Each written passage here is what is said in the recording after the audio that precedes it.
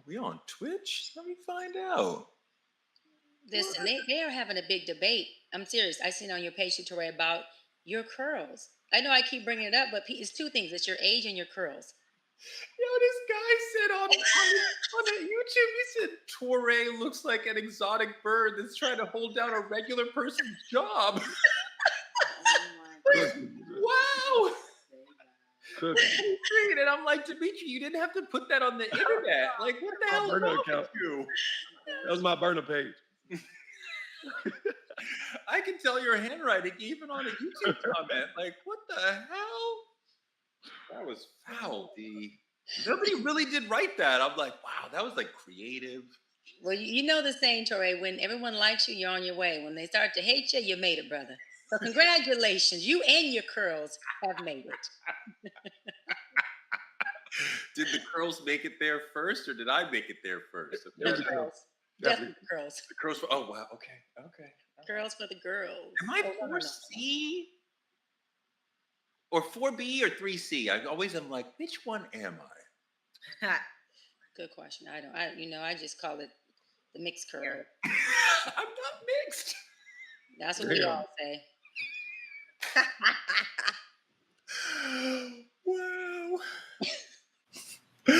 Welcome to Truth Talks. Last week we had an amazing start on our new platform, the Black Star Network. We come on right after Roland Martin Unfiltered, and we're honored to welcome all the Bring the Funk fan club to our show, Truth Talks. I need all of you to hop in the chat tonight. Truth tellers, we are here for you. Let's rock. Let's talk. Let's...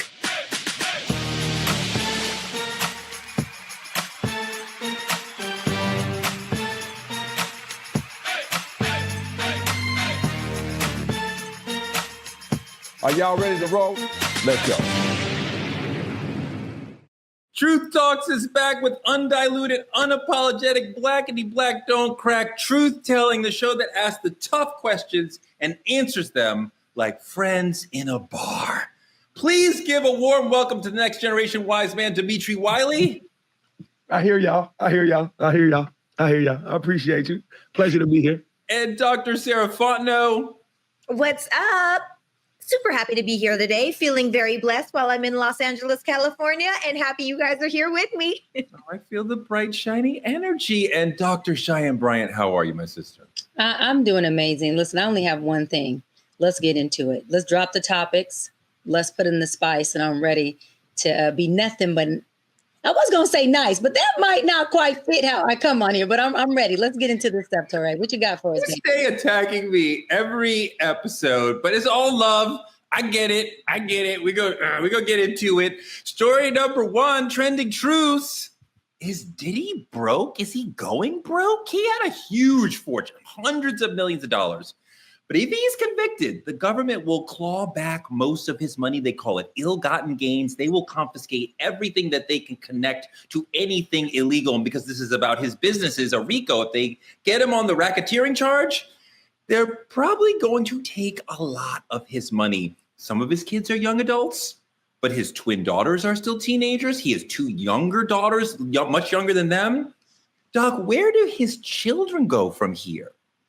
I mean, listen, I think as much as we believe Diddy's empire is coming crashing down, I think the least thing of his empire that's coming crashing down is his money. I don't know. That is, but I don't feel like his kids are going to have to worry about what to do financially or socioeconomically where they go. The money that he has isn't limited to, a lawsuit. And as we pretty much mentioned prior to getting on here, he's making money by renting out his private jet while being in prison. So the man is still accumulating cash while he's also cashing out for this lawsuit and everything else he has going on. Dimitri, he made $4 million renting out his private plane. That's change for somebody who's used to being worth $300-400 million. If he can't get into business with another liquor company, another apparel company, right? Another record company, so he can what does he do? I wonder if we're going to look ahead to Diddy being bankrupt.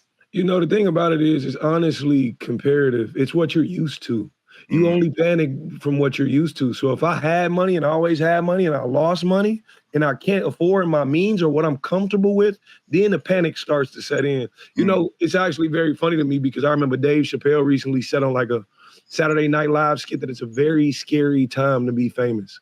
Why? Because nowadays, a person like Diddy or, you know, any other sort of influence you have that makes you money, it's directly tied to who you are as a person. So for the allegations to possibly be true and him to be in so much controversy, it may be very hard to strike a deal like that again.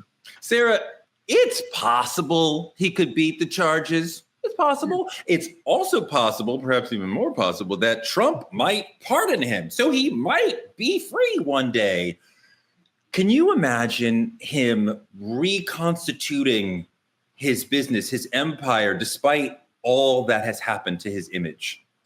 Not in America. No, I think that he's going to have to leave the country, fall off the face of the American earth. But I absolutely think that Diddy is connected to highly influential, highly wealthy, and highly powerful people, where as long as he's investing privately, I don't think it'll be much of an issue. I think as long as he can keep his mouth shut, I don't think it'll be much of an issue. Even if you were to go to Middle Eastern countries, they're into some pretty crazy things over there. Sarah.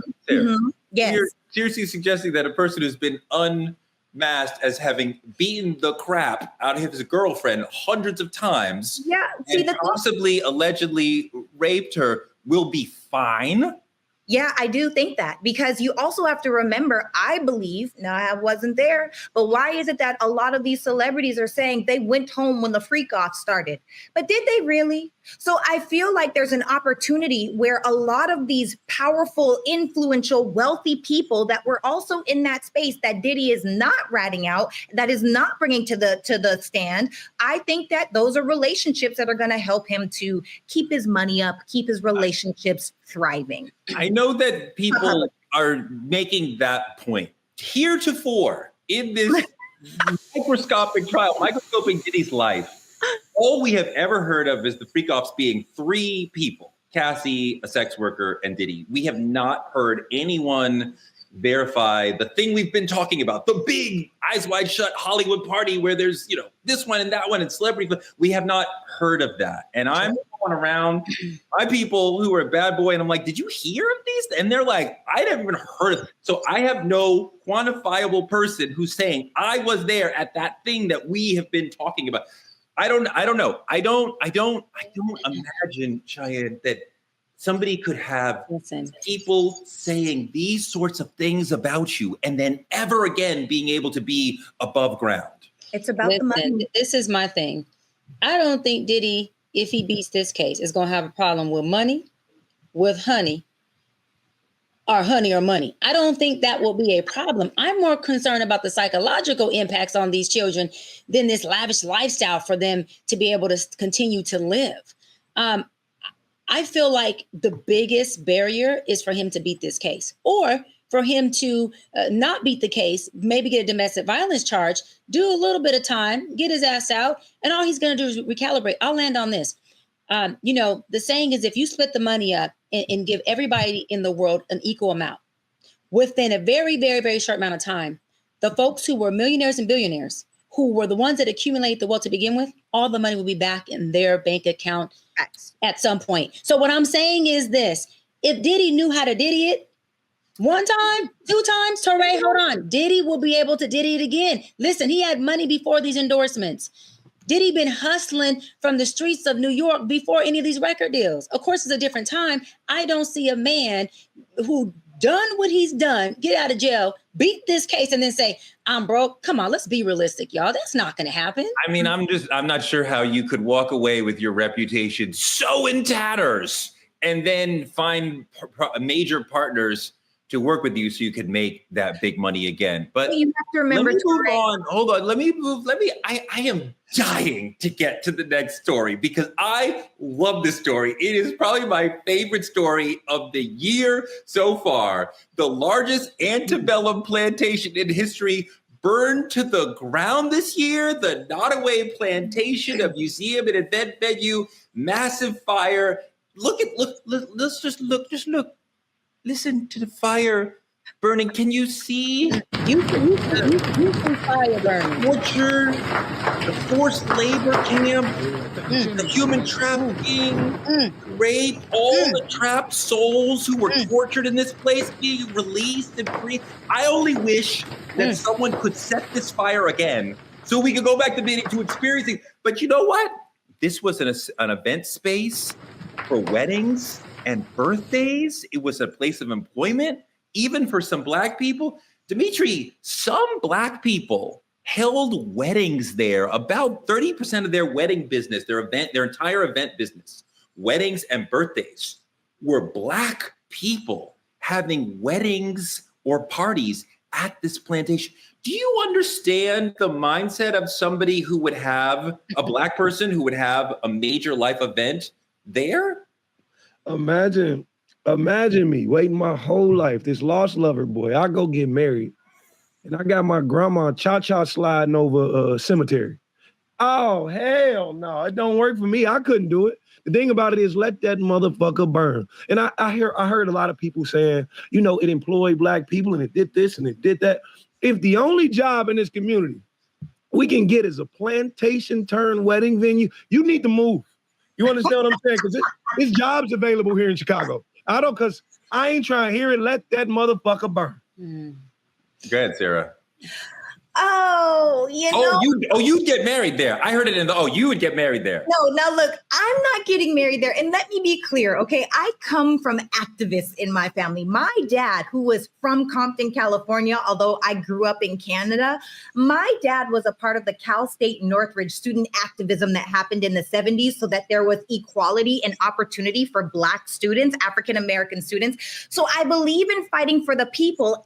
And I can also see how going there is like, I'm going to stick it to the man because you have no power over me. There's no power that anyone or anything has over me. Now, would I get married there? No, but I can kind of understand that mindset a little bit. I'm not mad at you, Sarah. I would never do that, but I do feel what you're saying. As we were talking, as Dimitri was talking, I was thinking about Viola Davis buying, her grandmother's home and like trying to reclaim the past for ourselves. And so like, I kind of see your, Dr. Bryant, question for you. Your really good white girlfriend is getting married there. And of course she's inviting you. Hold on. She's not inviting me. Could she invite who? She's not inviting me. Well, no, but that's the question. She does invite you. What do you tell her? It ain't a question. She's not inviting me. And none of my white ally friends would do something as stupid as this because they would know who they're friends with. I ain't playing with that shit. I'm very outspoken. My thing is, I'm only upset that they didn't send a mass Black folk invitation so we could all line our asses up outside of that thing, watch it burn, throw in some of the shit we want to burn up, throw in some of them trauma loops we want to burn up, throw in some of them dysfunctional, psychological, generational curses that we want to throw in that bitch and let it all burn together. And then let's set up spade games and domino games. Yeah. And let's have that. Let's do the word and fans that I want to cha-cha. I want to do all that once that thing burned down. Because I think that we deserve to celebrate alongside our ancestors who are sitting up there going, we waited all this time for the place that created so much dismantling and hardship, not just in that moment, but as we see long-term impactful effects that we are still experiencing till this day. Okay, I wish we would have had a chance to celebrate the burning of it and not just celebrate a wedding inside of a place where our ancestors were literally dissipated and demised. No, I'm good. I don't want to celebrate that. I want to celebrate, like Dimitri said in Dimitri's word, his voice, let that motherfucker burn. Hell yeah. Hell yeah. Like Dimitri, if you live in that town and you're struggling to find work and there is a job open there, could you consider it? Could you blame somebody who's saying, hey, like, this is a decent job for me? Or like, no, you cannot work there. That's crazy. You know the thing about it, I'm going to be realistic. I'm going to be honest with you sometimes. This is how I look at it. Somebody was having a debate. They was like, I would pick cotton if they paid $1 million an hour, $100 an hour. Because there's a lot of people doing a lot for a lot less. Me, I'm a man of principle.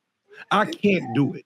Me, no. I would actually, if I lived in that town, I'd actually been in jail for like arsony because I would have burned the motherfucker a long time ago. That's just me though. Right. I've been there with you. I've been there with you. But Sarah, Sarah, I would rather die of a headache than get a bit of cotton out of a aspirin bottle. So that's me. but don't you feel like, the ancestors are there with you on your special day? Okay, all jokes aside. And whoa, they can be there with you in other ways. My God. Wow. What I'm saying is, really and truly, I just feel like when you can get rid of any of those power things that are over you, I'm just not giving it to any man. And I feel like, there were house Negroes and there were field Negroes, but I'll have y'all know that my family on my dad's side is from Louisiana, and they on their own land were picking cotton. Now, so I just hold on. They were from Compton or Louisiana. So they come from Louisiana. They live in Compton. So they were sharecroppers. That's a classic Great Migration, but they're sharecroppers. Okay, great. I mean, I do feel you, Sarah. There's so many places, though, where you could commune with the ancestors without doing it in a space that was of torture and kidnapping for them. That's all I'm saying. But I want to hit on what Sarah said really quick and we'll move on. She said that she is not allowing any outside forces, a man of any color, whatever, to have this power over her, right? Where burning something down like this really makes that big of a deal.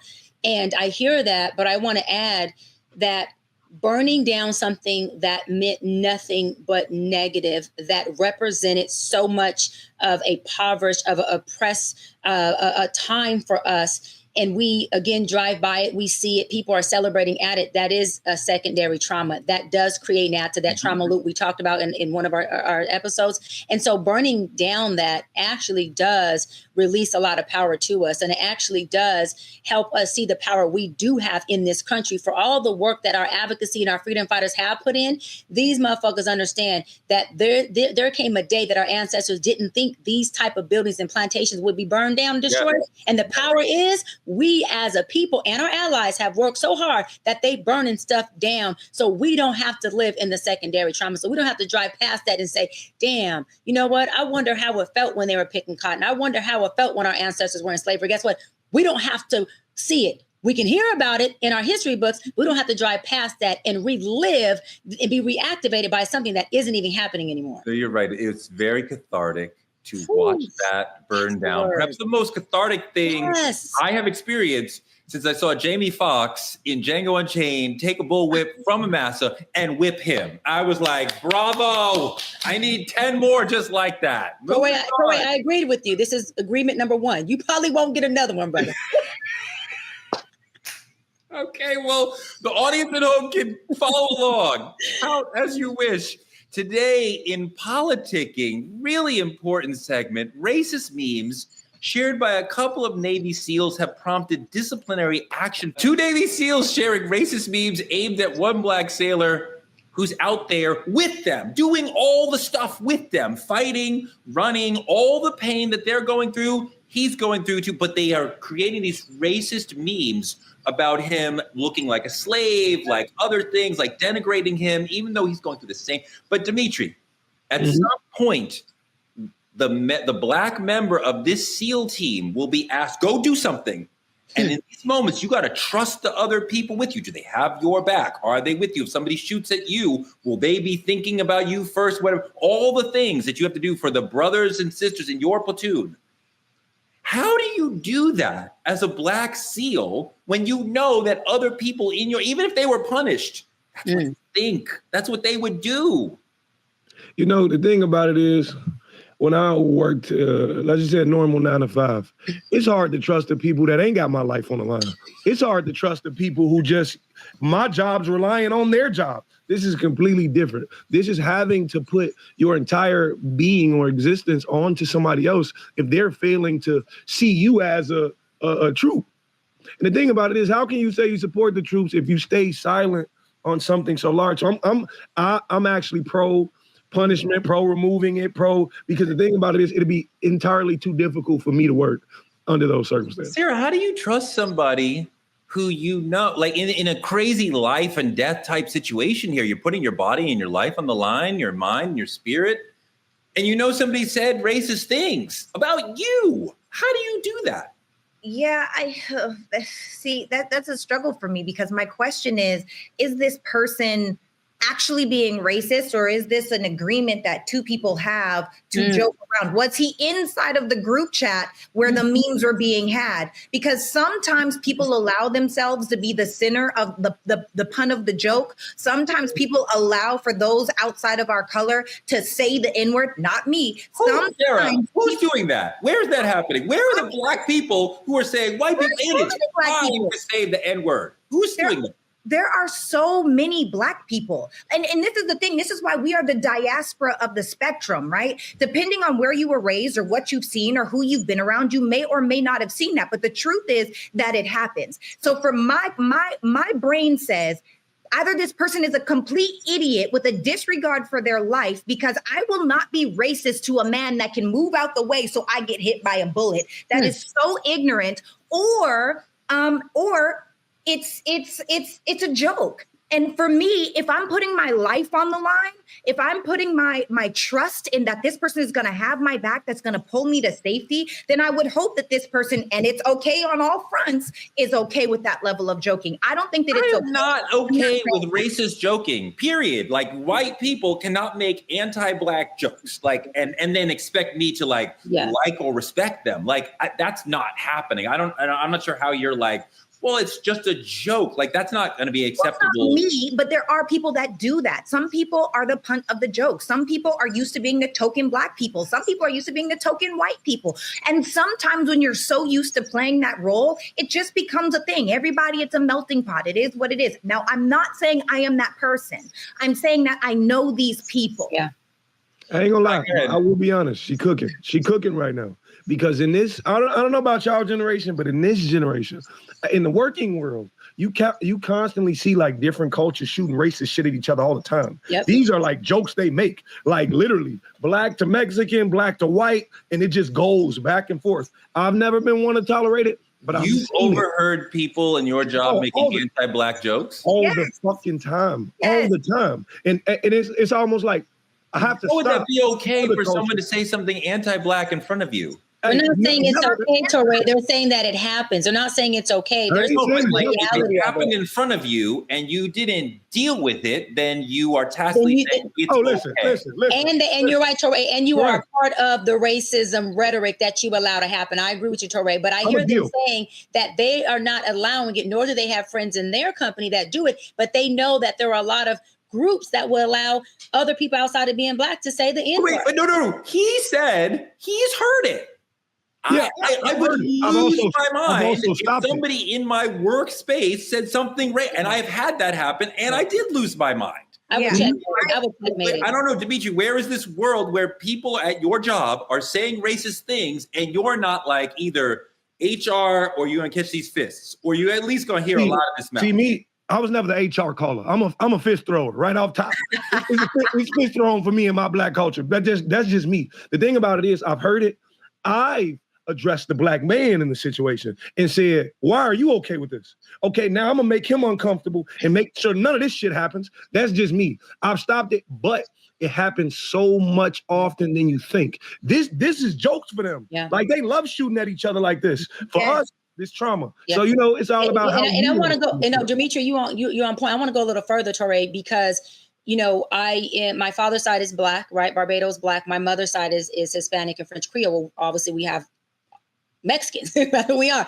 And my Mexican family, who's not Creole, who's not black, I have to be honest, to Dimitri and Sarah's point, they use the N-word. They inside their home inside their home, Mexican. Hold on, Torre, because now hold on, Torre. We are not the R. Come on, they use nigga. Damn, Torre, they use nigga. Come on now. So what I'm saying is, at family events, we got us mixed black folks and we got them as Mexicans. We're all family, but they will literally walk in the house and be like, "What's up, nigga?" And but they are not black. So let me be real about it. It happens not just in friendship groups. I'm going deeper to say it happens in families. Now, again, let me be clear. My family is not saying NIGER. They're saying the the street term nigga. And do we tell them you're a Mexican, don't say that? We just flow with it. It happens. Now, I don't know if he goes to work and does it, but I have to say that because it happens at such a nucleus level as far as family, that may also give them the idea that they can go outside the family and do it. Do I check my uncle for doing it? No, I don't check him. If I was my uncle's not racist, at least I don't think he is. I can thinking of at least 2 specific work situations where somebody said something ignorant and they thought it was a joke, but I was like, that's not funny, and now I'm offended. Mm-hmm. And I felt like the Black community, past and present, is standing behind me going, well, are you going to say something or let that go? And like, of course I'm not going to let that go. Like, I wouldn't even be in the spaces that I'm in if others had not lifted me up. So if I have that platform and that privilege to be at this level, I got to at least run my mouth to say we are not having racist jokes or comments happening around me. Like, you got to know, like, we can't say that shit around him because he will go off. And I would not have some. But let me ask you this, Torre. If it was, I'm just curious, if it was family, like in my situation, how would you checkmate that? I think that's totally different. Okay. And in New York also, some brown folks feel that the N-word is also for them. We've seen, just as a famous example, I think we've seen Fat Joe, who's Puerto Rican, say the N-word in rhymes. Yeah. Nobody's going to say, Joey, you can't say that. I'm part of Black culture. So like, if you are brown and you are part of Black culture and you're saying it with an A, I will rock with you. What about the white man that was raised by Black people? Nah, he good. He got. What about Eminem? What about Eminem? Eminem is a rapper. And he's Eminem said it, and I don't even want to be defending him. I'm just explaining what I understand about the situation. That he said it in a rhyme where he was supposed to be saying the opposite of what he really believes as a creative test for himself. That's not something that he released. I have spent time with him, interviewing him. He is deeply respectful of Black people and the Black struggle and would never say that. And I think white people who are in and around Black spaces and Black families understand that. Go ahead, Dimitri. The thing about it is people do shit where they're most comfortable. And the 2 places you're most comfortable is at home and at work, because you're there all the goddamn time. So the thing about it is, to take it back to this Navy SEALs perspective, this is their job. This is what they do. This is where they spend most of their time. So this is where they're most comfortable. All that racist shit, to Sarah's point, could be jokes simply because they're comfortable. Now, my question is for the chat. Everybody in the chat, y'all letting it slide or what? Y'all doing racist jokes at work? Letting it slide. And I want to get back, Dimitri, I'm happy you brought it back to nucleus of our topic, which is the Navy SEALs, right? Because there is 95% of the Navy SEALs are white. That means our brothers are completely underrepresented, represented, right? Of officers. Yeah, 95% of the SEAL officers are white. So this is something I preach about all the time when it comes to our law enforcement and when it comes to all employment. Since you mentioned it being a job, Dimitri, where's the culture of competence?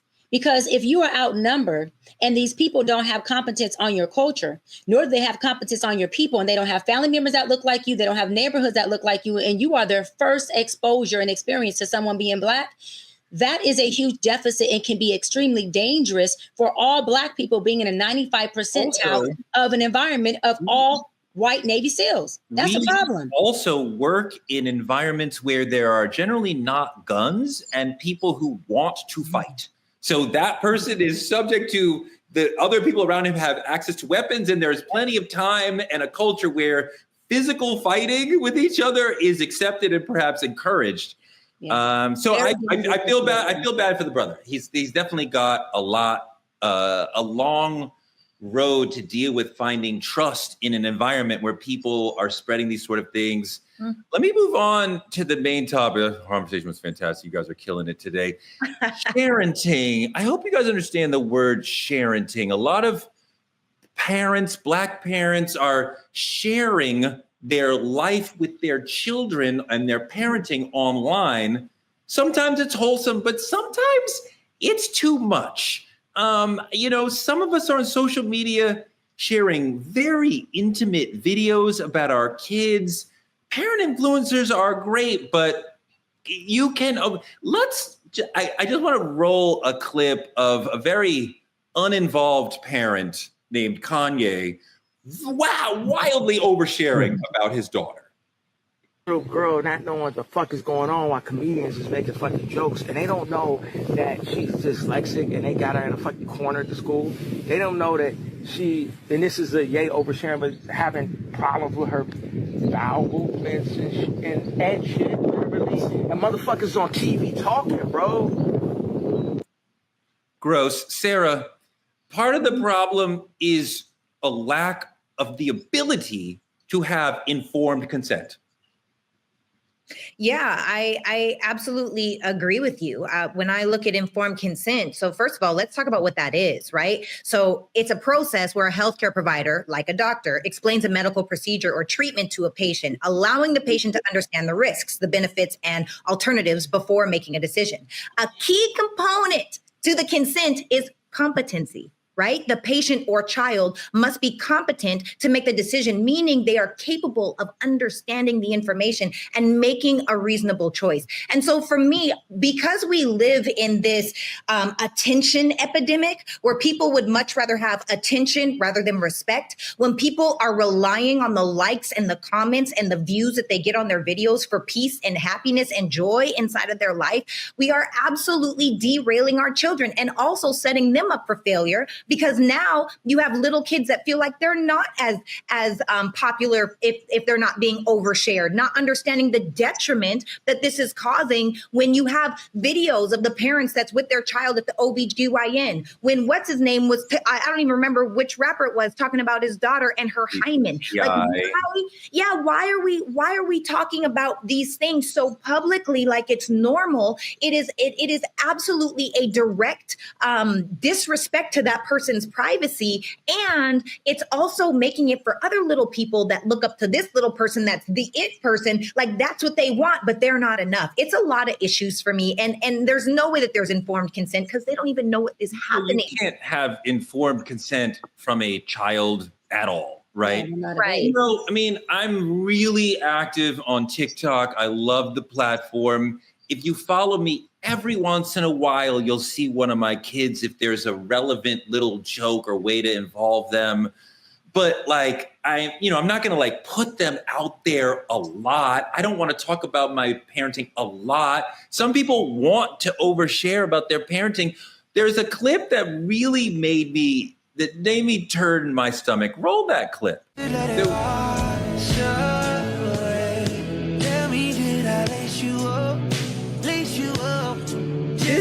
It's definitely problematic. It's way too grown in these videos. The looks are not appropriate. This is, we're going to get into kid influencers later, but just like as a parent, Dimitri, when we're oversharing our children like this, like a whole video just showing her in different looks, this seems to me to be oversharing. You know, for me, I guess you can call me a social media dad. I have a 5-year-old son. His name's Logan. Most of my platform kind of knows who he is. But the thing about what I share versus what's different than a lot of other people, I don't give my son's intimate moments away. I don't deprive him of privacy. I think the thing about it is that's very important. Just the other day, I was sharing how I use the old string around a tooth, close the door, rip the tooth out thing. And yes, he loved it. It was his idea, by the way. It's all his idea. He got up one day and he was like, I want to rip my tooth out. Okay, cool. But the thing about it is the tooth fairy came, put some money under his pillow. He loved it. Those are the moments I'm sharing online. And the thing about it is he did the elf on the shelf. He did this, he did that. You know, a lot of times I find, now that I'm actually diving into the thought of it, I don't have a partner. Right? There's nobody for me to share my excitement on this category with. Interesting. The world is living it with me. Yeah. It's a beautiful thing to where people can see the joy in my son, but when it becomes sharing doctor information, when it becomes sharing school grades and all of these other things, you're depriving that child of an opportunity of privacy. Well, let me show this clip about beating children that is supposed to be funny, but this turns my stomach. I want to see this. headphones. Not me. Isis, I don't know which one of y'all did it. This belt don't know who to hit. I'm finna get all y'all. Lizzie, tell him. Theo, tell him. Daddy, please don't talk. Alright, I ain't gonna pop you. Yes. I'm finna beat you. Turn around. What is the funny part of this person, a grown man who is 2 or 3 times the size of these children, threatening with a weapon, promising to inflict pain on their bodies? What is the funny part, Cheyenne? I don't get the joke. I mean, well, it's not funny. I also think it's triggering for people who have experienced abuse as a child. When you see somebody with a belt standing over 3 kids, it looks more like bullying.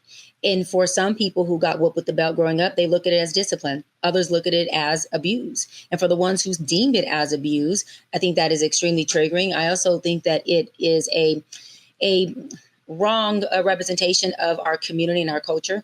Do I think that Black folks whoop their kids? Absolutely. I am definitely not a gentle parenting person when I have kids. I'm definitely into whooping ass and discipline, but not to the level where it's like I'm bullying you and I'm telling you with the belt standing over you, asking, who did it and who's going to tell me and what does that look like? That wasn't a disciplinary moment to me. That was more of a father who was attempting to bully his kids. And I don't know, I guess, show the world that this is what fathering or daddying looks like. There's also a video from an African family. I mean, it seems like Black parents love to brag about how they're beating the kids. Show that video. What happened to her? Well, she was the boss. I don't even see what the kid is doing wrong. Aiden, what are you doing? What are you doing? Aiden, what are you doing? And now she's going to do it too. I don't get it. This is not a good representation of parenting. It is not good parenting to inflict pain on children. People do not learn when they are in pain. This looks to be just mean and cruel. I don't even know what the child has done wrong. Dimitri, the question is, why are we sharing videos like this? I think the thing about it is the internet is a place of relatability. The thing about it is we've all shared common things in our life that we can relate to.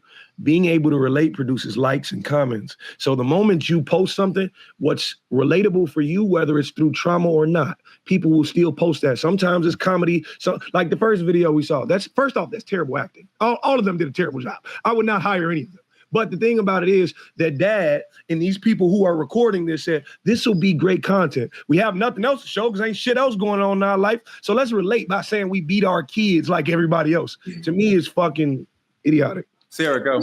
Yeah. So for me, look, y'all, if you hate me in the comments, I'm sorry. Okay. I'm just going to tell the truth. But the thing for me is I think a lot of this gentle parenting has turned into really soft children, parenting and even softer kids. And I'm not saying that I believe in whooping a child, but I do believe that so many parents have gotten lazy inside of their parenting.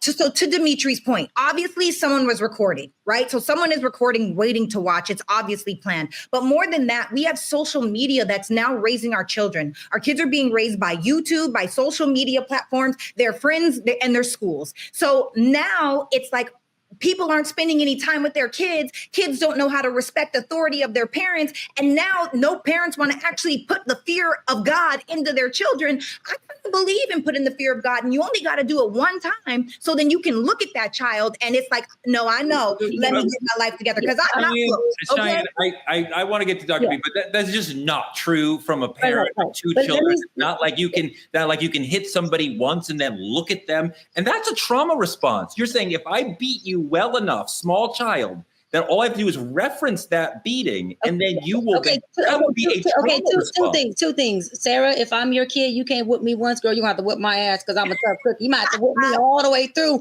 till I'm about 18, 19 and leave the house. Torre, there's a difference between beating, abusing, and discipline. So I totally push back on that. There's a big difference. Yes, there is. There's a big difference between there's a big difference. I want to get to the oversharing. Okay. Discipline and beating are 2 different things. Oversharing, though, is demonizing and weaponizing the children. And it is also parents over-sexualizing their own kids. Yes. What I believe needs to happen in households or in blended families where you're co-parenting, because it's very hard to to have these rules of engagements when they're in two different households. And it's very hard for, let's just say, Kim to control what Kanye says, well, Kanye in general, but let's just do anyone when they're not together, they're co-parenting. What I believe needs to happen is there needs to be a co-parent NDA that says these are the non-disclosable agreements that we agree as two parents cannot be disclosed about our kids, even if I'm not in the room to set boundaries with you. As a mother, you cannot have my daughter on social media doing X, Y, and Z. As a father, you cannot put a video of my daughter at the pediatrician or of our teenage daughter getting a pap smear at the OBGYN. These are the rules of the non-disclosure that you can. It's sad that we have to go that far, but we do, because a lot of parents are not in agreement when it comes to co-parenting. And I don't want to put Dimitri on blast. Only people like sharing Dimitri co-parents as well. And there's a lot of things that they don't agree on that ends up impacting his son in ways that are not good. And I don't want to tell your business, but I'm just saying I know some of the background. And so again, this is a direct impact on the child because children don't have insight. All they're doing is showing up to the call of action or to the direction that the parent is giving them. And they don't understand that years later, this can have a psychological effect on them as far as impaired self-esteem, as far as confidence, reduced attention span, and cognitive development. All of that stuff plays a role when kids are exposed to things too early on, and really quick from kids not understanding boundaries within themselves. It can have them grow up to be very boundaryless, and that is very dangerous and risque for a young child. Dimitri, when you think about oversharing, you're online, you're consuming parent influencers, good and bad. How does that impact even your approach to parenting? Are you learning anything you do or don't want to do from the oversharing that we see? You know, it's crazy. And this is 100% fact. I've never taken parental advice from anything going online. Ever. I learned from what I seen. I learned from what I did not see. I've never listened to a video of someone saying, the only thing I've ever taken online was fun things to do with my son. Ever. Like when the Elf on the Shelf shit was happening and they had all these ideas, cool. But I will not allow somebody I don't know to have that much impact on how I'm raising my own household. Hold on. I have definitely seen, let's say, brothers online who are parent influencers, and they're showing how patient they were. There's one brother I like, Belief in Family. It's a great brother. And he's showing how patient he is. And he shares a lot. So you could argue but I'm like, you are reminding me to be super patient with the children and meet them on their time, not on my timeline. And he's not advising me, but I'm just seeing good parenting and going, yep, I need to take right. And like, can we not learn something from some of the sharing? Absolutely. But you don't need that child's medical history to do so. At all. You don't. No, of course. Absolutely. You can be inspired. And I think that's why I tend to lean toward that side of parenting myself. I was told by the people who support me and love me and look at me. Some young lady told me, she said, to watch you parent your son and the relationship you two have is inspiring. And it also makes me feel as though I can be okay knowing there are parents out here because my child's father doesn't want to be active. Now, it was actually a beautiful The other side of parents oversharing online is kids who very much want to be online, perhaps even more than their parents want them to be. We have kid-fluencers all over the place, some of them doing incredibly well. Of course, the white ones are doing better than the black ones, but here we are. Some of them are getting thousands of dollars for a post. Some of them are getting millions a year. 13-year-old Ryan's World, 30 million a year. There's also this beautiful child, Samia Ali. Her parents started her as an influencer when she was like 4. She could not consent at 4. She could not be informed about anything. She doesn't even know what's on her plate in front of her, much less to consent to being part of a video that will be seen by millions of people. Now she's like 10. I want to know from you guys. Sarah, you start. You have a child who wants to be on the internet, wants to be making videos, get ready with me, unboxing, whatever it might be. The content she or he wants to make is appropriate. But are you comfortable with them basically having a job on the internet as a 10-year-old person? I love that. Let's actually take a look at Samia, the 10-year-old little girl kid-fluencer first, and then I'd love to share my response. Welcome back to Samia's Life, and today I'm going to be showing you guys what I got for Christmas. The first thing that I got are these Adidas Sambas. I literally love them so much. Look at these beauty. Like, I love this so much. I love the brown. I have the like original white ones, but this is so cute. I knew you would love them. Yes. I feel like my mom knows exactly what I love. So this is the first thing I got. Look at this. It's giving tennis girl. And it comes with a matching top, guys. I love the purple, like lavender right I now. love the color. My lips are dry. Haley Bieber, if you're watching this, I love you. Vote. Oh. Sarah? Ooh, sheesh. Okay, so for me, the thing that I am really feeling when I watch this video, and I have to check myself, is am I addicted to my phone? Like sometimes, have you guys ever gone on Instagram, looked at your notifications, put your phone down and found yourself 5 seconds later or 10 seconds later picking up your phone, going back to Instagram after I just closed the app and I'm sure nothing is new? If you guys can relate to that, please let me know in the chats if you've ever done that. And so with kid influencers, if it's addicting for adults, it's probably even more addicting for the children. So would I let my child be a child influencer? Absolutely. I love the idea of let's make money doing what you love. You found a place to bring the child is addicted to social media, so it's okay? No. Oh, sorry. I didn't mean to say if she's addicted. I meant to say if she enjoys it, but I don't want her to get addicted to it. I don't want her to get addicted to the dopamine hits. I don't want her to get, because there becomes a chemical imbalance. It can cause depression. So many different things can happen when we are addicted to social media. But you are comfortable with your child being a social media figure. For sure. And to be fair, I don't have children, so I'm speaking from theory and not experience. Well, let's talk to a parent. Dimitri, would you let your child be a kid influencer? The answer is no. The thing about it is my child is an extension of me. So for those who have seen my child, you've seen me, dad. You have not seen my child. You cannot tell me things about my child. So the thing about it is this. I'm okay with my child having influence through me, but you cannot be an influencer. My son has his own brand that stemmed from mine. Why? Because I was putting on my Lost Lover Boy hoodie. Make sure y'all grab y'all's. I got you. And he said, Dad, I want a hoodie too. I can't fit it. So I said, okay, I'm gonna come up with something just for you. He came out with Little Lover Boy. That's his brand, his hoodie. Every time I get on TikTok Live and he's with me, he be like, let me go put my merch on. But the thing about it is, what social media does to the mind, I don't think people understand. My mama be under these videos fighting with people in the comment section because she can't take the negativity. So you think I'm going to allow a child to have to bring this on full time? You're a child. You don't have to work. I fund your life. The Tooth Fairy just gave you some money. You'll be okay. So for me, it's a no. It's a hard no. Let me show a video of a very controversial kid influencer situation with Miss Shirley. To see about yourself and your kids. That ain't got nothing to do with me. I applaud you. Do that. Do whatever you got to do for your kids. But I do shit the right way. I do it the right way. Y'all motherfuckers did everything but motherfucking died. That's why your ass miserable as fuck right now. Motherfuckers inboxing me talking about something. Well, we gonna write a petition to get Miss Shirley banned. Damn, Miss Shirley got y'all in an uproar like that. Miss Shirley is the #1 person over the whole internet right now. And it's because of you motherfuckers. Y'all the one making it. Y'all doing that for her. I accept the good and the bad. This is the mother. It come with it. I accept the good and the bad.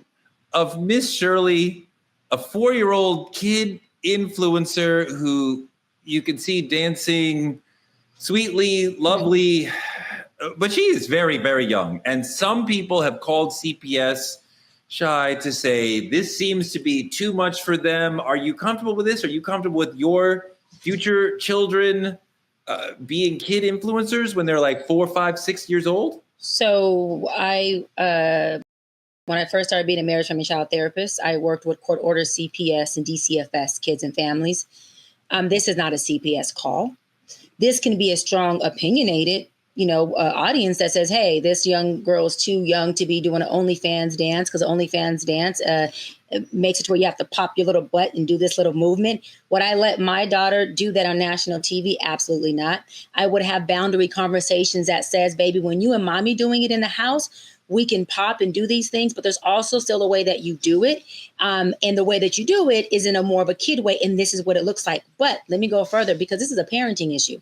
If I'm doing my OnlyFans dance with little Cheyenne, who's watching her mama, who every little girl wants to be like her mama, little boy like their daddy, and I'm popping it and dropping it like it's hot, and this is how she's learning how to do her dances and how to be, a fancy pantsy, then I have to look at myself and say, what am I exposing my baby to?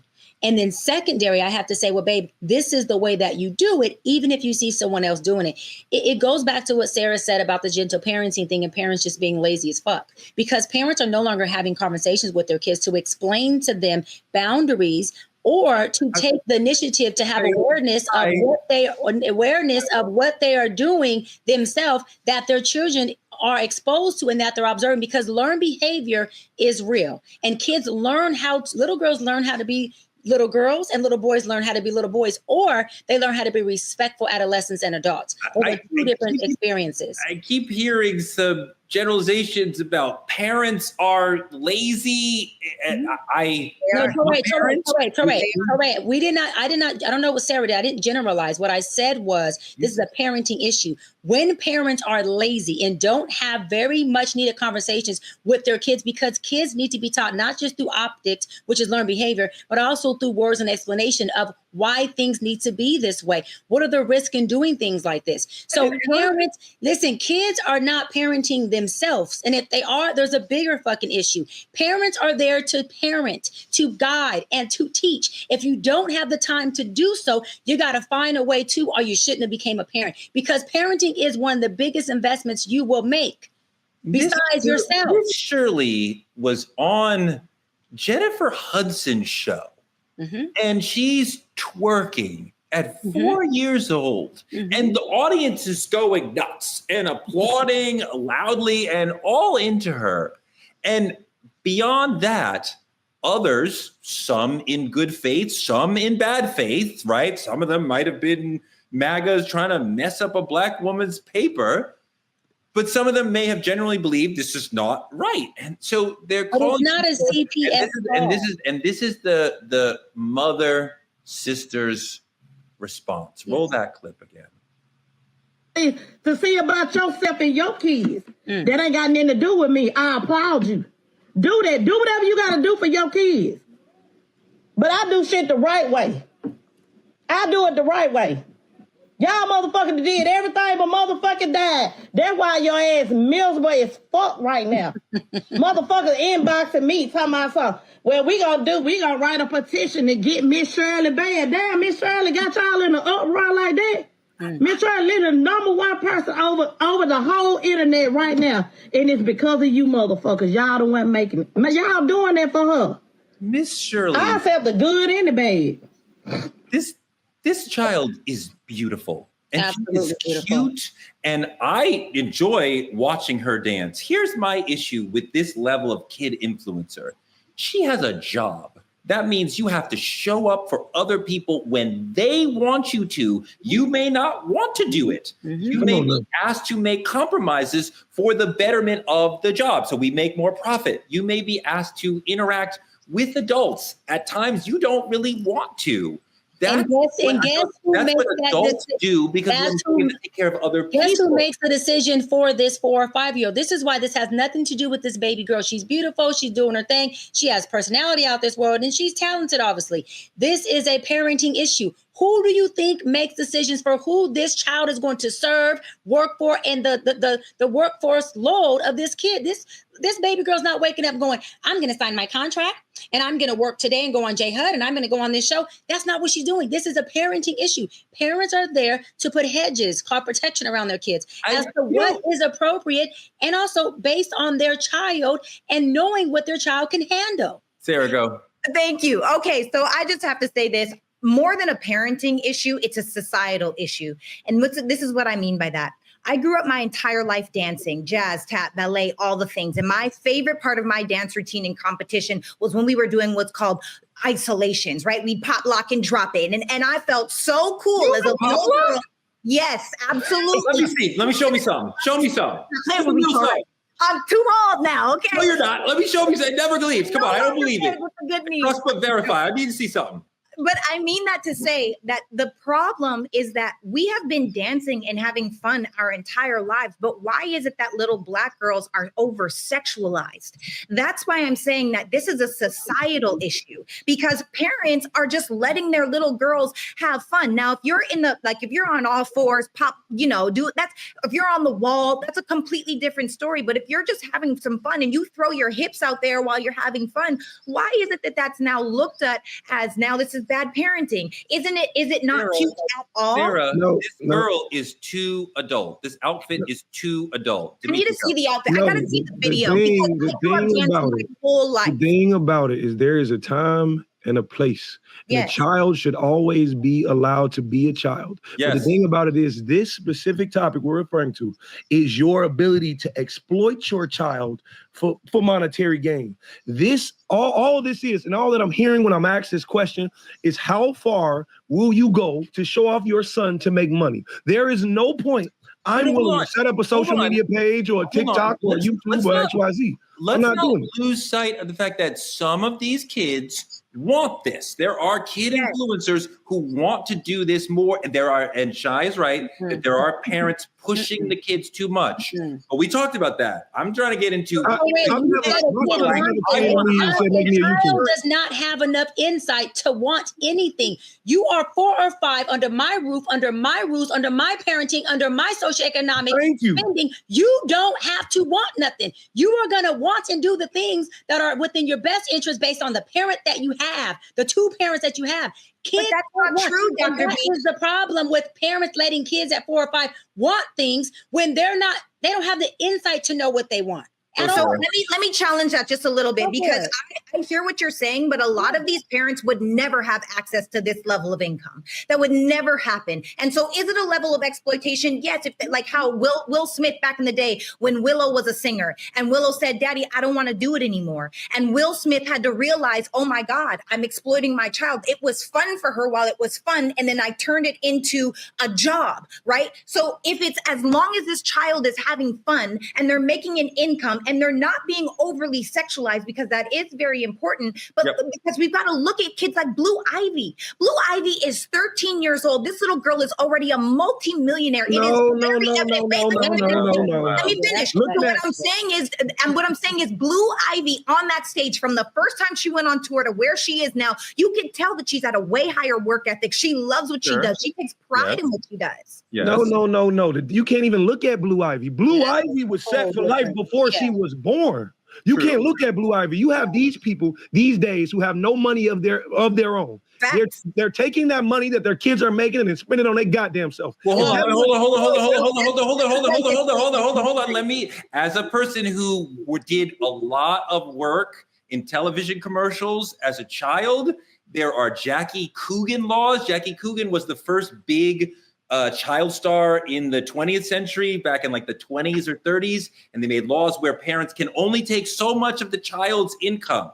So a lot of these children who are making money for themselves. And if you have a child who aspires to be in the performing arts, wants to be on stage, wants to sing or dance or be an actor, this can be a way of feeding what the child wants. And Shai and I fully understand you live under my roof, but that also feels to me like an old school mindset. And guess what? That's how my parents were. Hold on. That's how my parents were. Hold on. That's how my parents were. But our vibe is more like, how can we serve what you dream of? So hold on. Let me correct you. First of all, your vibe is that, mine isn't. Don't couple us. We don't coexist when it comes to our opinion about this. Second of all, you're correct. I am very traditional and old school. I got my ass whipped.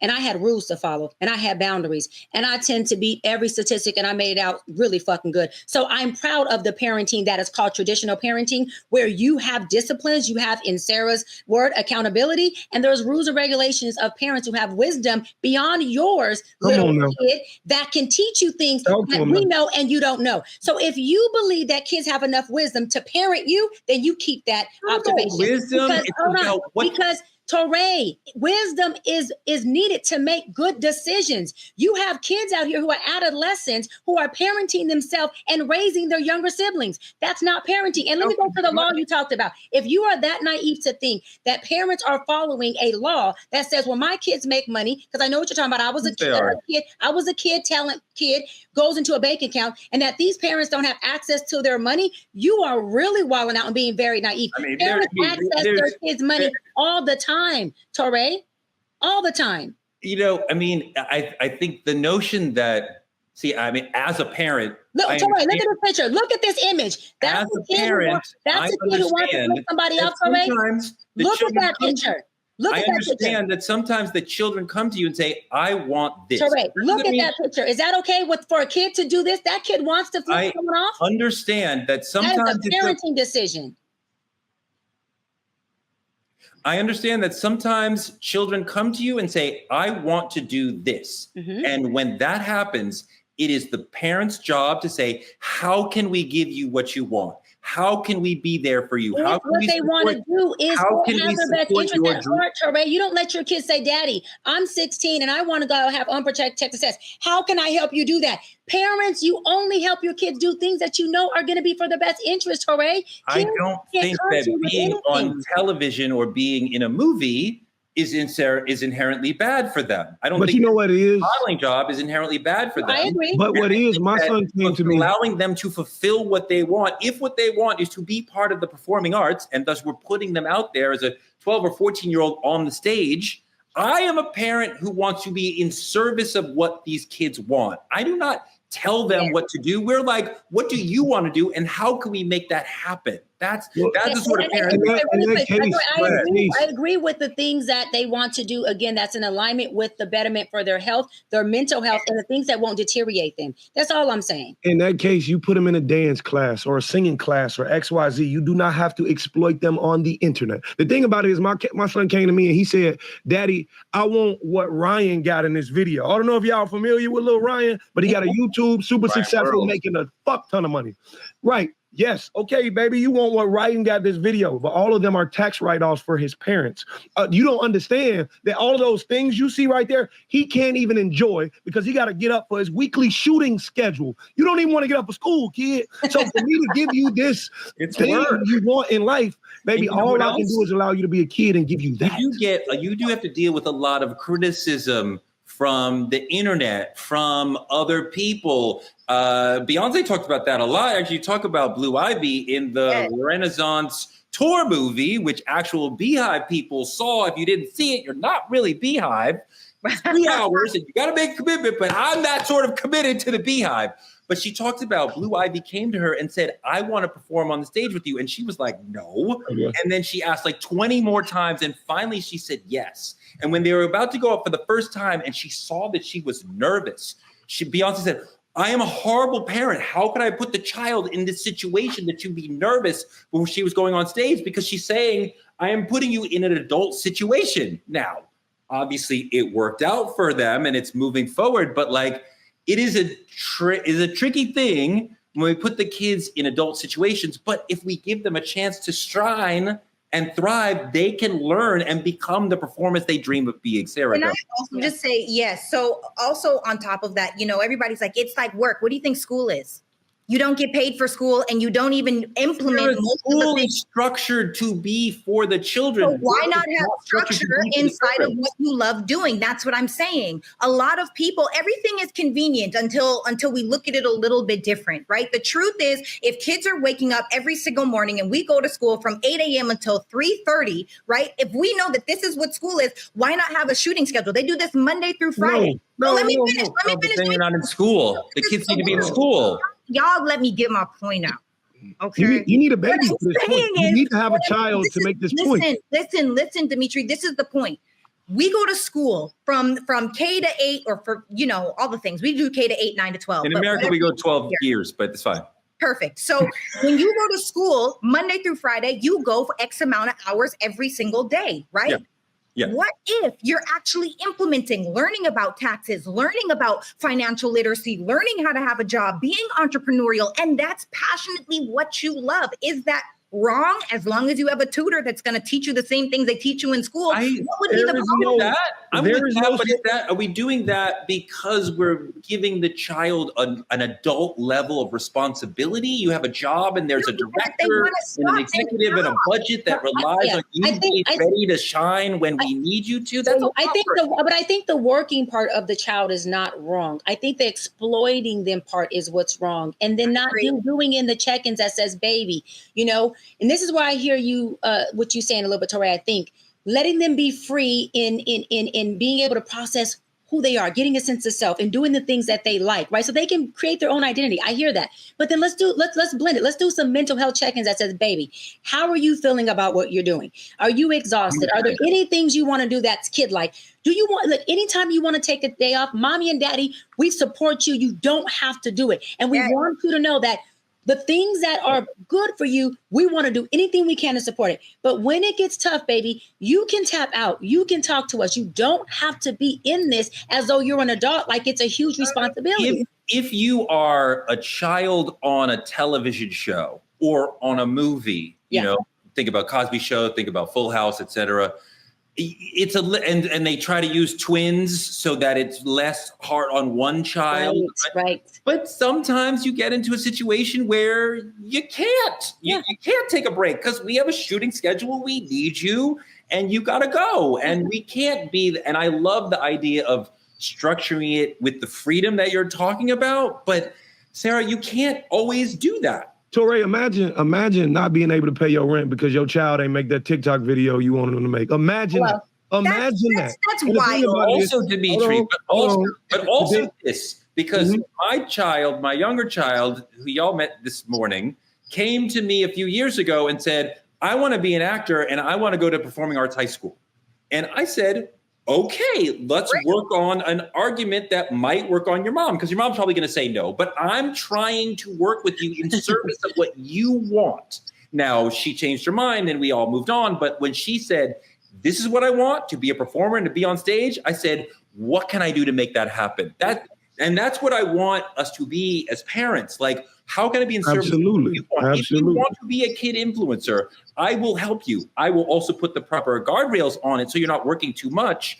But so that you're not exploited. And as a parent, we have eyes and optics they don't have. Baby, we want you to do what you want, but we also are here to protect you and put hedges around you that you don't know you need. That's what parents are there for. They're not to have a dictatorship with their kids, but they're definitely there to protect them and let them know the risks that come with what they're doing. Baby, you take on this TV show, you're going to be working Monday through Friday, 8 hours a day. I want you to know what that looks like. And if you commit to this, baby, listen, you got to be committed to what you're committed to. Are we doing this or not? But you got to let them know the ramifications, because again, children still deserve to be kids, even if they're working. These people are still 5 or 6, 7 years old. I want to deepen this just a little bit, just to look at Miss Shirley's mom and how she is in this video and how she's balancing momager duty. I love the word momager. There's so many momagers. Right. It's a good thing and a tough thing, but let's run the video. To see about yourself and your kids. That ain't got nothing to do with me. I applaud you. Do that. Do whatever you got to do for your kids. But I do shit the right way. I do it the right way. Y'all motherfuckers did everything but motherfucking died. That's why your ass miserable as fuck right now. Motherfuckers inboxing me talking about something. Well, we gonna write a petition to get Miss Shirley banned. Damn, Miss Shirley got y'all in an uproar like that. Miss Shirley, the number one person over the whole internet right now. And it's because of you motherfuckers. Y'all the one making it. Y'all doing that for her. The thing about it is, when I look at this video like this, I see the frustration of what happens when you broadcast yourself to social media. She can't deal with it. And the thing about it is, the attention is on her child. So one day, when she's not there to take the heat of the fire, the child will have to. That's my biggest problem. And I'm not forcing my child to be in that for monetary gain. It's just not for me. She's saying she do it the right way. Baby, I don't think so. I don't know about the rest of the world. But in the comment section, let me know if you agree with me, please. Sarah, what if you had a situation where your child is paid, because some of these kid influencers are paid, to sit on an adult's lap? You comfortable with that? Gary Coleman? Like what's that even? Whoa. You mean like a stranger? Like go sit on a sit on if you are Miss Shirley, you are famous, which means thousands and thousands of people know who you are. You don't know them. So they are strangers to you. You are not a stranger to them. You go to an event and people can take a photograph with you, but that includes 5 minutes or 1 minute of them talking to you, maybe holding your hand, maybe hugging you, maybe you sitting on your child sitting on their lap. Ain't no way. $5 or $10. Are you okay with that? Because I am Mama Bear or I am Grizzly Bear. And y'all let me know in these comments if you agree. But I really no, Sarah, the chat is fired up, just so you know. They are going off in the chat right now. There is no way on God's green earth I'm going to allow because you can sit right beside her and take a picture. It's part of the job. No. This is how we got people on board. Look, because as a momager that knows business, this is what I'm going to put it in her contract, by the way. Because No. You can't negotiate out of this. This is the deal. That people will pay for her to sit on your lap. Their lap? Are you okay with that or not? No. Okay, there you go. And the reason why is because little black girls are over sexualized. Little black girls are seen as objects. We're not seen as little girls. So I want to say, look, to my givers, okay? To my givers right now, I need to know, do I sound like a crazy lady or are y'all with me? Because for certain, no, Torre, I need to know, like, real talk. If that's just an opportunity for predators now too, to pose as a fan. For your Look daughter who's suddenly against it. Look who's really realized this is not a good idea. Hey, listen, Torre, I've been saying it the whole time. It's different from doing what you love. I've been saying it the whole time. The job is the job. When you give them a job, you can't say what you're going to do or what you're not going to do. Yes, the job is the job. And this is why parenting is important. Because the parents are responsible for reading the job description and the contract and saying what you're going to choose and what you're not. Yes. I would let my daughter sit on a woman's lap. I'm just going to be honest. I would not let my daughter sit on any boy or man's lap. If it's a woman and they're engaging and doing their thing, I would. I wouldn't let my son, probably, it's going to sound crazy, probably sit on anybody's lap, male or female. That's just how I feel about it. Why would there be different rules for your boy and your girl? Because, you know what? Be honest, I think I'm probably self-projecting how I was raised. My father had one rule for me as a young girl. You don't sit on anybody's lap. I don't care if it's an uncle, a cousin. If it's not daddy, you don't. And I remember one time as a young girl, I probably was 5 or 6, I sat on my uncle's lap, which was, a good friend of his. But he said to me, he looked at me and he said, baby, in front of my uncle, he said, baby, you know damn well you're not supposed to be on his lap. And he told his boy, listen, although you uncle, I better not ever let me see you allow my daughter to ever sit on your lap. That shit does not pop in this house. So my dad was not playing about it. And what it did, Torre, it covered me and it protected me. And it also taught me as a woman now that there are boundaries that I have with men and men have with me. And so, of course, I'm not a boy. I can't talk from that. But as a woman, it taught me because I was a very affectionate, loving young girl. Dimitri knows I'm very affectionate and touchy now as a woman. And I had to learn, don't do that. But I had a father that said, baby, you're loving, but you got to learn who you can love like that, because everyone is not taking your love as something innocent. Some people really prey on you. And that's what I meant by saying parenting is about conversations. He didn't just say, get off the lap. He explained to me that you run the risk of being exposed to predatory. That's a predatory risk. Privacy and safety risks are important. And I think before we think of money, we have to think of our babies and our kids. There's a lot of sexual abuse going on. We know that there's women who are being sexually abused as adults. Imagine young kids. We even have gymnasts that have sued at USC. They're trying not to get off, but their trainer, right, as these young college girls who was fondling and sexually abusing every one of these young girls. Yeah. Parents have to be able to parent and be all in your kids' business. I'm going to be so in their business. Torre's going to think, Uncle Torre's going to be like, stop, please fall back. Fuck that. I'm falling forward. These are my babies. These are my babies. I want you to be fully and deeply and helicoptery involved in your children's lives. I also want you to be a servant to your children, and they will never be disrespectful, right? But the job to me is, how can we make your dreams come true? Well, let's make a deal, Uncle Torre. When my babies come, let's have Uncle Torre. You be that part of it, and I'm going to be the mama bear. So you give the balance. I'll say Teray going to be the one that serves you and helps you get where you want. But mama going to make the last decision when I tell you that's what the hell we not doing. I mean, the protector you're talking about is absolutely a part of it. I will walk with you and protect you. But like, I want to listen to you and find out what you want. I mean, look, when my child came to me and said, I want to wear a skirt out in public, I was like, how can I make this okay for you? How can I make this work for you? It doesn't even matter. What do I think is irrelevant, right? What can we do for you? How can we make this comfortable? How do we talk to the school or whoever to make sure that you can do what you want to do? And that to me is what parenting is about. And I understand if you want to be a kid influencer and on the stage, I want to help you do that. I want to put the proper guardrails so that your mind and your spirit and your money are protected from me and from others. I will be the dadager who protects you, the daddy bear, but also like, I am here to help. My God, I spent a whole long weekend at a volleyball tournament 3 weeks ago. Oh, we don't want to even get on that. Because my niece plays volleyball and they have to wear them short shorts. No. 10 volleyball matches in a row. I mean, like, it's an amazing community. I don't even care what they wear. Those shorts that those girls wear. I had a whole argument with my best friend about my niece. I said, she's wearing those shorts. She's like, Cheyenne, this is what, no. And she's like 15. I'm like, the shorts. Now you want to talk about triggered. Oh, I was triggered. I said, she can't. I understand that you're triggered. But, oh, Lord. I understand that you're triggered. I, as the dad, I make no comment on such things. I just transport and support.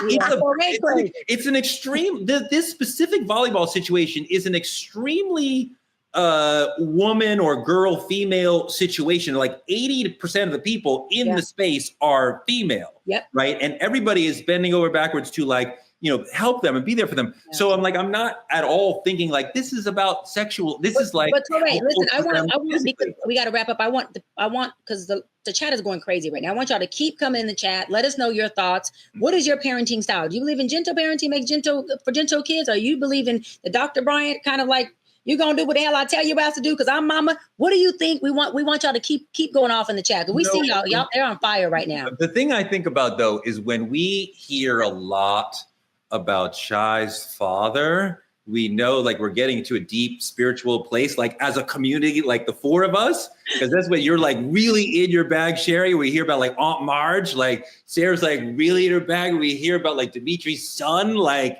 people like really sharing like deeply into like who they are, what they're really here for, like in life. So I love that. I appreciate that. My God, you guys like brought it deep down from like the spirit today. Like I love you guys. Shai, Dimitri, Sarah, you guys are awesome. Next week, attorney Ariva Martin and Judge Lauren Lake will be here with us. They are titans. They are brilliant. They are charismatic. They are wonderful, inspiring people. I can't wait to get into it with them. Like, comment, subscribe on our YouTube at TruthTalks-Live. You can always watch us here in the Black Star Network right after Roland Martin Unfiltered or on at youtube.com/@TruthTalks-Live. Support Black media at the links on your screen. Support us by advertising with Truth Talks and reach our 10 million person strong audience on all our social platforms. Dr. Bryant, they can partner with you as an influencer by visiting TruthTalksLive.com, become a VIP member of the Truth Lounge, and go see the Doc Squad room. What's going on in the Doc Squad room? A whole lot of non-gentle parenting. I'll tell you that much. Oh, no. But gentle parents, you're welcome as well. Just don't bring your gentle ass kids. I'm just playing. I love y'all. I love y'all. I love y'all. Come to the Doc Squad. It's that one-on-one, doc engagement. I want y'all to be real in there. Bring your issues, bring your comments. Agree with me, disagree with me. You guys know how Doc does. I want to hear it all. I love y'all. And we're a community. It's a safe space there. I'm not going to tell nobody your secrets, even if you're telling your friends secrets. But I want to see y'all in there. I love my Doc Squad. Jody, we got to do an episode about gentle parenting or conscious parenting and beating the children or whatever it is that Dr. Brian is doing or will do. Soft kids, boy, I tell you. As we talk tonight, Black media is under attack, so keep supporting by telling a friend to tell a friend to watch Truth Talks, the most unapologetic Black show on the TV. Check us out every night, 8 p.m. EST, and again on the West Coast at 8 p.m. PST. We will be back tomorrow with more Truth Talks. Love you guys. Bye.